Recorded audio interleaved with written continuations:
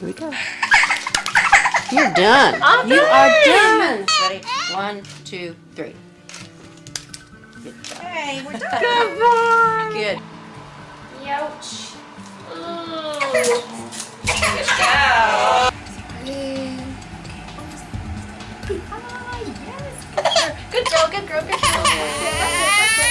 Be over in a minute. Just give it a minute. You always do this. Just 1 minute, you'll be okay. Evan was diagnosed with autism in 2005. Without a doubt in my mind, I believe vaccinations triggered Evan's autism. Explain how you were able to get him from the way he was 2 or 3 years ago to where he is now, which is practically functionally Recovered from autism, like thousands of other kids that are doing it, following biomedical treatment, which is basically changing the diets, giving vitamins and supplements, and detoxing the body from metals or candida, and he recovered. And the reason why the medical community has such a hard time with this is because we are treating and healing a vaccine injury.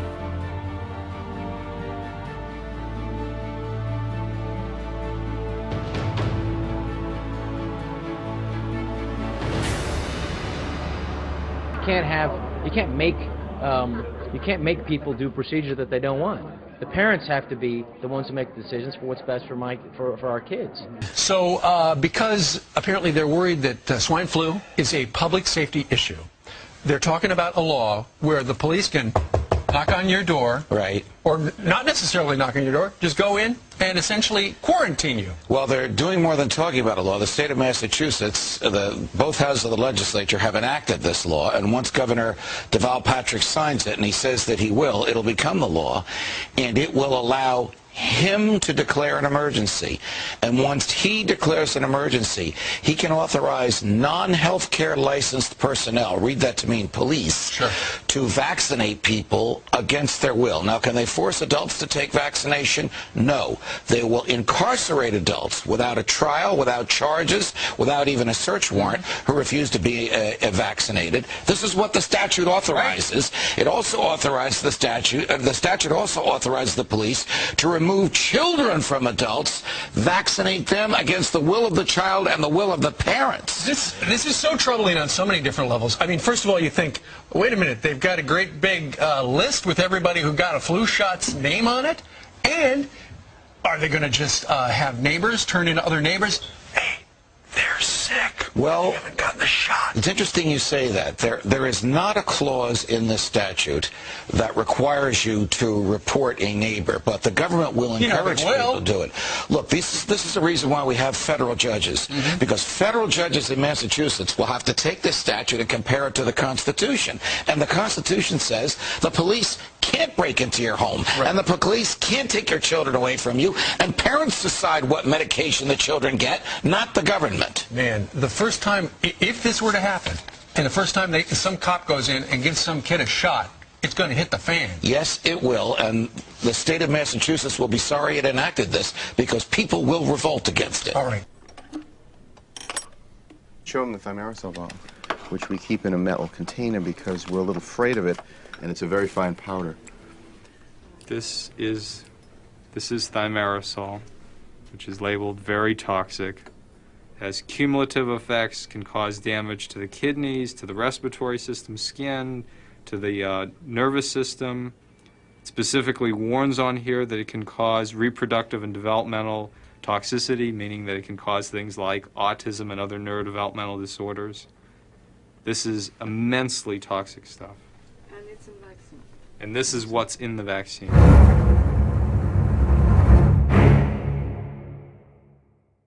Thimerosal is a preservative that was put in vaccines back in the 1930s. Almost immediately after it was put in, autism cases began to appear. Autism had never been known before. It was unknown to science. Then the vaccines were increased in 1989 by the CDC and by a couple of other government agencies. Okay, let me stop you there. That's an important date, and I'll tell you why. My son, born in 1991, has a slight form of autism called Asperger's. But it seemed, and again, when I was practicing law, and also when I was in Congress, parents would constantly come to me, and they'd bring me videotapes of their children, and they were all around the age of my son or younger. So something happened in 1989. Exactly. The generation, what happened was the vaccine schedule was increased. We went up from receiving about 10 vaccines in our generation to these kids received 24 vaccines.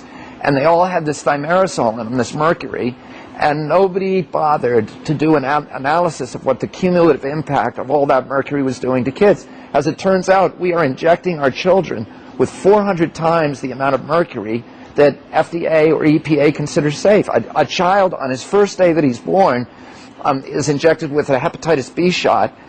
Under EPA guidelines, he would have to be 275 pounds to safely absorb that shot. And yet we're just constantly pumping our kids with these vaccines. Where's the federal government in all this? What happened was that in 1988, 1 in every 2,500 American children had autism.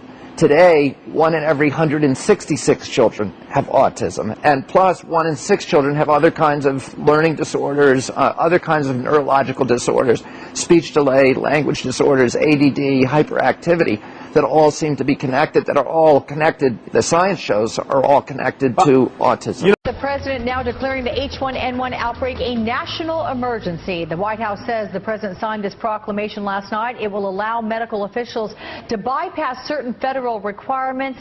Some officials describe this move as being similar to a declaration ahead of a hurricane making landfall. In 8 hospitals from coast to coast, volunteers will receive a series of shots, some stronger than others, to figure out how much vaccine and how many shots it will take to protect the public. When you vaccinate hundreds of millions of people. Volunteers like Paul Ritterhoff will be closely monitored over the next several weeks. While doctors say the process is safe, Ritterhoff and the others risk several side effects, including fever, allergic reactions, and a remote chance of paralysis and even death. And so my question was, well, if mercury is in the vaccines, what else is in the vaccines? So I open up the package inserts, and I see mercury, and aluminum, and formaldehyde, and antibiotics, and then preservatives like polysorbate 80. So I asked the pediatric resident, I said, tell me, how does the body process those materials? She could not answer me. And no one in science can, because no one has looked. They've gone from when you and I were kids, you had like 8 shots. Now that's up to 70 shots and multi-shots. And they don't tell you the safety of these things. There's no efficacy study. And the toxicity of these things, we're having more and more side effects. You're having more autism. When you go from autism, which was unheard of in America in 1930, to when it was 1 in 5,000 after seeds started being preserved with mercury, which is the second most toxic thing on this planet next to plutonium. And then you go to, let's go up a couple of decades. By 1990, it was 1 in 200. Now it's 1 in 88. Now, truthfully, it's true that a lot of the autism rates are grouped into one, but there is something that's really happening. And one of the most vulnerable things you can do to a child who doesn't have an immune system is give them a shot. And I'll just give you one example. You take the hepatitis B, okay? Now, hepatitis, you're only going to get that from drug use, and you're going to get that from intravenous drug use, and again from sexual contact. And yet, they won't let a baby out of the hospital unless insisting on getting the shot. I'm sorry, there's an unnecessary shot that they don't need to have, especially when the baby's immune system isn't developed. The baby's immune system is the mother's immune system. So it is beyond ridiculous. It's criminal. Well, what if drug companies are right? What if tricking your body into thinking it's already sick doesn't make you sick? What if there's not enough vaccine to go around?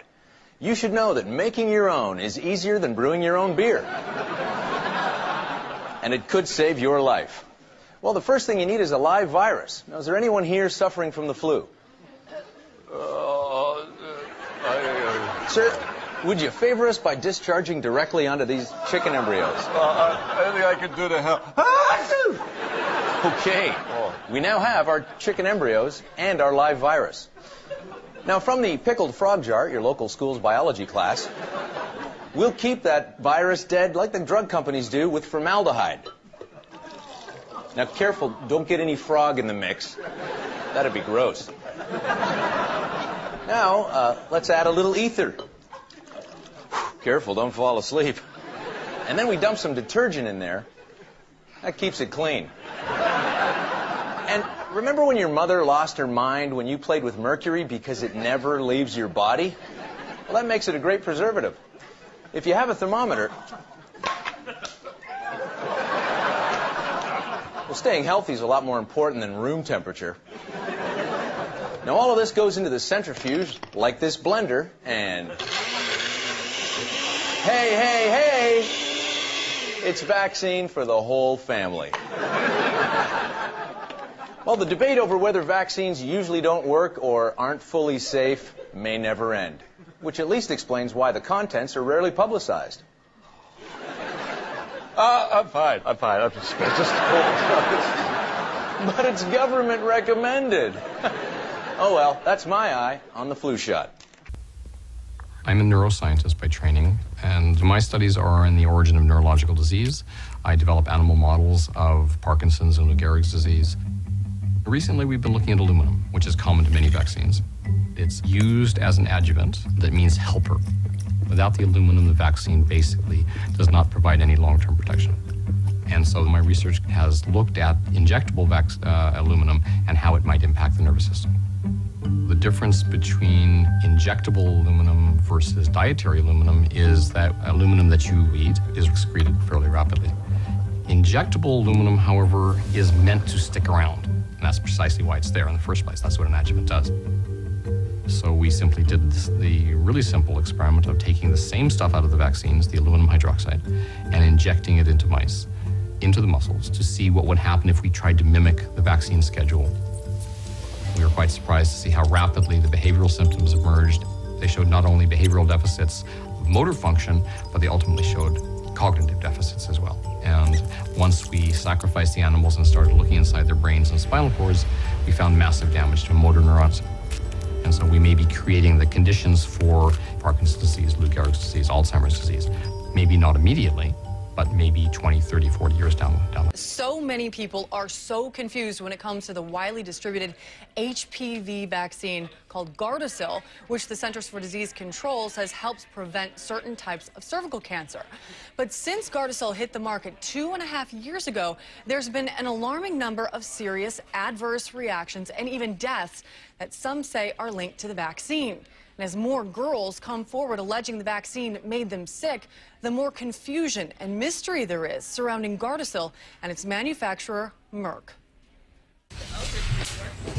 Taquaria Williams doesn't get to act like a kid anymore. She's just too tired. It kind of hurts because I used to could do a lot. But Taquaria's mother says everything changed last December after her daughter received Gardasil, a vaccine that prevents 70% of cervical cancer. She's never been sick, she's never been in a hospital, nothing, until the Gardasil shot. 2 months after getting the shot, Taquaria says she got a rash on her face and arms, leaving these scars. She had swelling all over, pain in her joints, and poor circulation in her fingertips. Her doctor told us she now suffers from an autoimmune disease and says it is possible the Gardasil triggered her illness, though she made it clear the cause cannot be proven. According to a federal tracking system called VAERS, there have been 9,749 adverse reactions following the vaccination, and 21 reported deaths since 2006. I chose to get my daughter vaccinated when her But Merck, Gardasil's maker, points out these are anecdotal cases. In a statement, company officials say it, quote, does not necessarily mean that the vaccine caused or contributed to the event. An official with the Centers for Disease Control says VAERS does not provide enough information for researchers to prove whether Gardasil caused any of the reported side effects. We want to have better data to reassure people.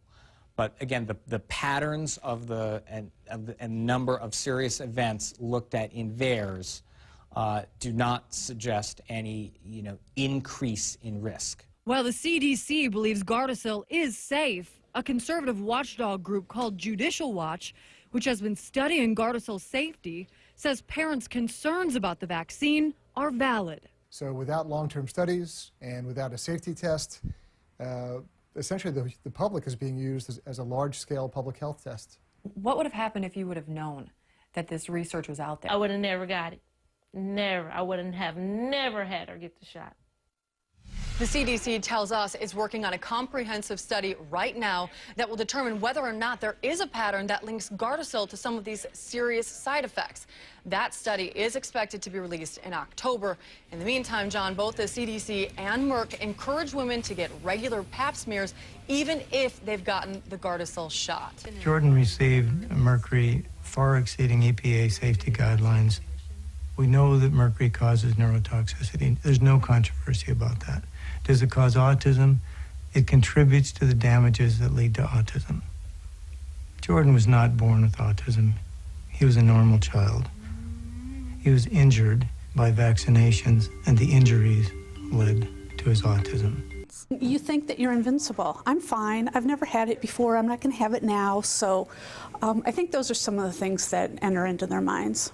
A study found that last year, 50% of MSU students came down with the cold or flu, and 16% said it affected their schoolwork. So why aren't college students getting vaccinated? Probably just being lazy, and plus nobody really likes needles being poked into them. But Bronlick says students are constantly exposed to more germs than most, whether it's in a dorm or classroom. It's not worth taking that risk that you might have to take a week off of school. The Olin Health Center and 4 campus clinics offer flu shots and nasal sprays. Now finally you might ask, well, wait a minute. If vaccines cause so much brain damage, then half the population should be brain damaged, right? The real kicker here is they are. Look around you. People are dumbed down like never before. The public education system is watered down to the point where schools are little more than daycare. Even supposedly educated adults have virtually no decision-making skills.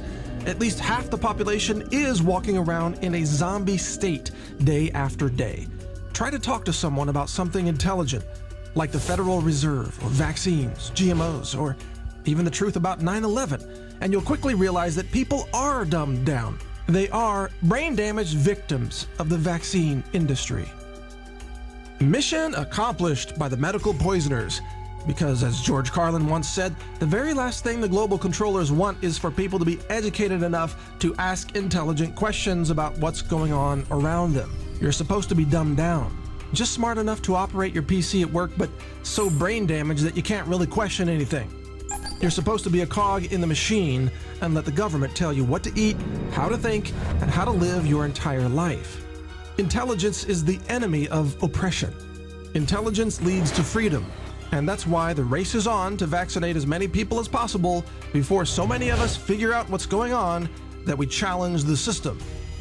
So take your vaccine shots if you want to live a comfortable, numb, conformist life of mediocrity and ignorance.